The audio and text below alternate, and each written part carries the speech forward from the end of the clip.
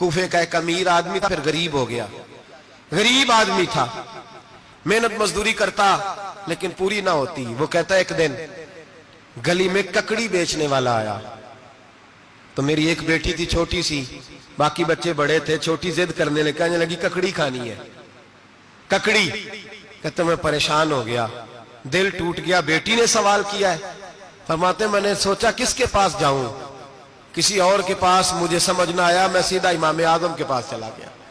یہ شخص ہے جو مجھے دے گا بھی اور میرا پردہ بھی رکھے گا. حضرت امام اعظم کے پاس گیا تو فرماتے رش بہت زیادہ تھا، میں امام صاحب سے بات ہی نہ کر سکا.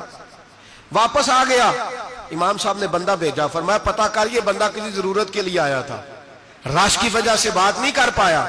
کہتے واپس میرے پیچھے بندہ بھیجا، وہ میرے گھر تک آیا.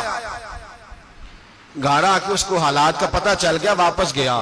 کہتے ہیں 3 تھیلیاں شرفیوں کی بھر کے امام اعظم لائے اور خود آئے اور رات کے اندھیرے میں آئے اور مجھے تھیلیاں دے کے نا تو میرے آگے ہاتھ باندھ دیے. میں نے کہا حضور ہاتھ کیوں باندھتے ہیں؟ آپ فرمانے لگے یار دکھ اس بات کا ہے کہ تو میرا پڑوسی تھا اور تیری غربت کا مجھے پتہ ہی نہیں چلا. آدمی کہتا ہے میں نے امام صاحب سے مسئلہ پوچھنا تھا.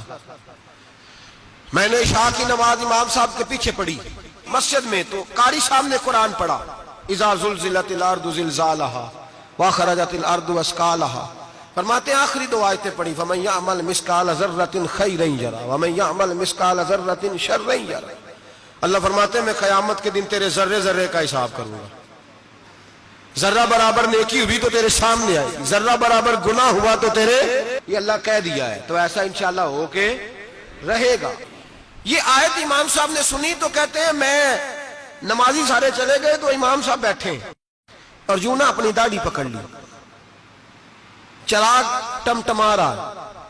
کہتے ہیں داڑھی پکڑ لی اور امام صاحب بیٹھے ہیں. میں نے کہا کہ کسی محویت کے عالم میں ہے، سوچ میں، چلے میں تھوڑی دیر میں آتا ہوں. کہتے ہیں میں 2 گھنٹے کے بعد آیا تو امام صاحب ایسے بیٹھے ہیں داڑھی پکڑی ہوئی. میں نے کہا ٹھہر کے آتا ہوں. میں پھر 1-1.5 گھنٹے کے بعد گیا تو ویسے ہی بیٹھے. کہتے ہیں تہجد کا وقت ہو گیا، میں مسجد میں گیا تو چراغ ٹمٹمانے لگا، ختم ہونے کے قریب آ گئے. امام صاحب بیٹھے ہیں. اب میں نے دیکھا کہ آنکھیں آنسوؤں سے بھری ہوئی ہیں اور اپنی داڑھی پکڑ کے کھینچ رہے ہیں اور کہتے ہیں یا اللہ تو اگر ذرے ذرے کا حساب لے گا تو ابو حنیفہ تو الجھ جائے گا. اے اللہ تو ذرے ذرے کے بارے میں پوچھے گا تو میں تو نہیں جواب دے سکتا. خدا بندہ اس طرح کر، میرے ان سفید بالوں پہ رحم کھا. اے اللہ میرے بڑھاپے پہ مہربانی فرما، مجھ سے نہ ذرے ذرے کا پوچھنا، میں بڑا کمزور ہوں، میں نہیں جواب دے سکتا. مولا مجھ سے درگزر والا معاملہ کر. کہتے تڑپ رہے امام صاحب. فجر کی اذان ہوئی تو امام صاحب نے دائیں بائیں دیکھا، میں پیچھے کھڑا تھا. میں نے کہا حضور ساری رات ہی گزر گئی، آپ ایک آیت سن کے پریشان رہے اور میں روزانہ 20 تقریریں سنتا ہوں، درجنوں حدیثیں سنتا ہوں، مجھے تو اثر نہیں ہوتا. آپ فرمانے لگے مجھے تیرے معاملے کا نہیں پتا، لیکن مجھے اگر تو نے دیکھ لیا ہے تو کسی کے ساتھ ذکر نہ کرنا مجھے. اور فرمانے لگے پھر تو نیک آدمی ہوگا، تجھے نہیں خیال آتا تو میں تو جانتا ہوں من آنم کے من دانم، پتہ سارا ہے سردار نو کیتی آنا.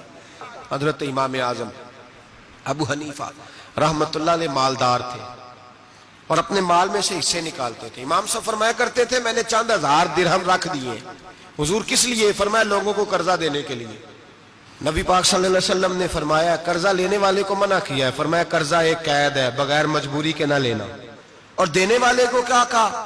فرمایا اگر سامنے والا تنگ دست ہو نا، تنگ دست، تو اسے مہلت دو.